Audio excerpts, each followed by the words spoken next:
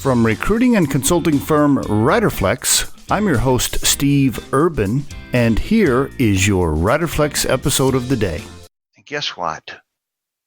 I just didn't like him. Oh man, you know what? I really liked her. Those are the two, most common things I hear when I call a client or the company in our case, and I say, how'd you like Johnny? Yeah, he was okay. I just didn't really like him that much. He's missing this or he's missing that.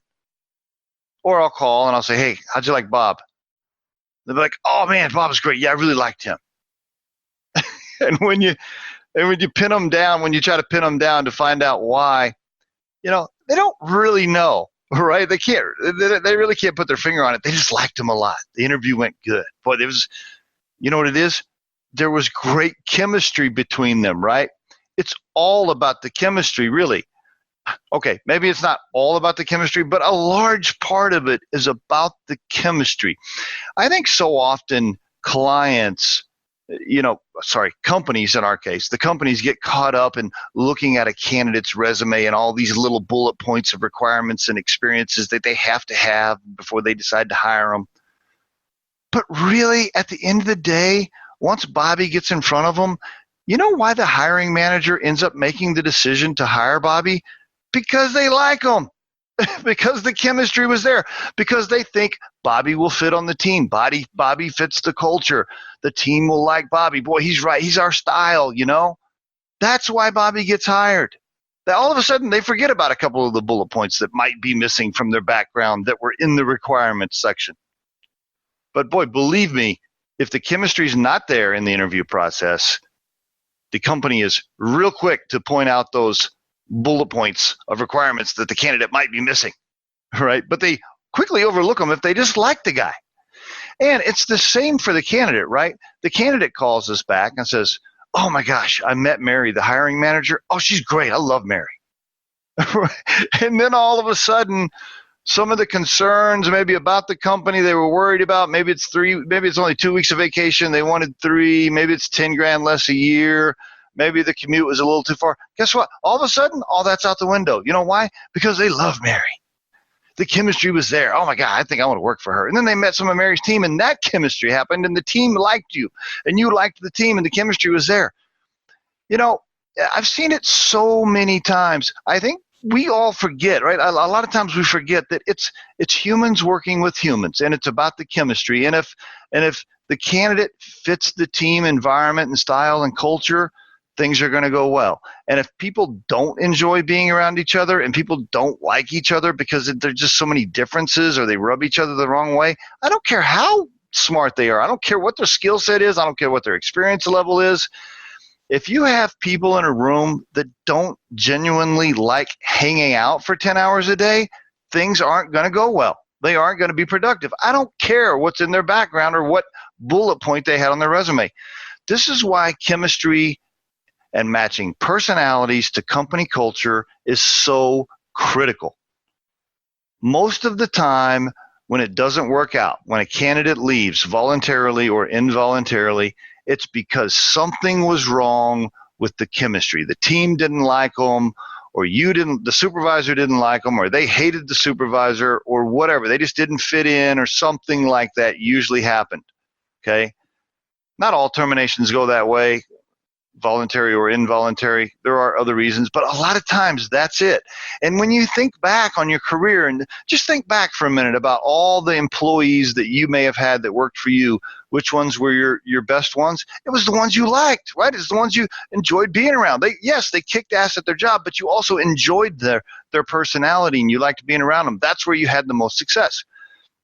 And if you think back on history as an employee and you think about what companies you enjoyed working for the most or what supervisors you enjoyed working for the most, it's the ones you enjoyed being around, right? You had something in common. Your styles or your personalities or your cultures or whatever, your backgrounds, they were similar. You had something in common. You liked being with them. So folks, what's the point of the podcast today? The point is this. It's the chemistry that ends up being more important than almost anything else. Stop thinking that what really matters is whether or not a candidate matches every single bullet point of requirements on the job description, okay? If you're the employer, stop thinking that. If you're the candidate, stop thinking that the employer has to match every one of your demands when you're getting an offer letter. The bottom line is this: if you're close, if the candidate gets most of what they want, if the client if the company is getting most of what they want on the resume, even though it's not a perfect fit on paper, if it's close and the chemistry is good and the candidate's style and personality match the company's culture and style, that is what matters the most at the end of the day and when teams will be the most successful. Let me give you a personal example to finish off this podcast, okay? This applies to our own team right now. Our partner in the company that leads sales for us is absolutely the best sales guy I have ever been around. We're friends. I trust him with my life. And guess what? Before we started Riderflex, he had absolutely no experience in sales for a staffing and recruiting firm.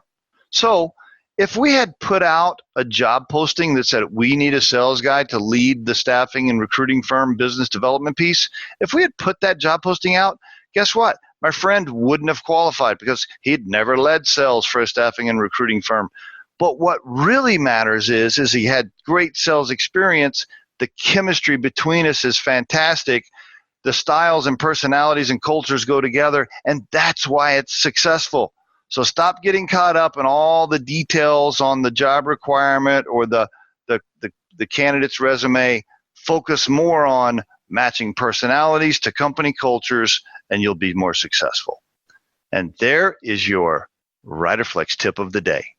The Riderflex podcast features entrepreneurs, business executives, and the stories behind how they got there, as well as daily tips on career advice and job interviews.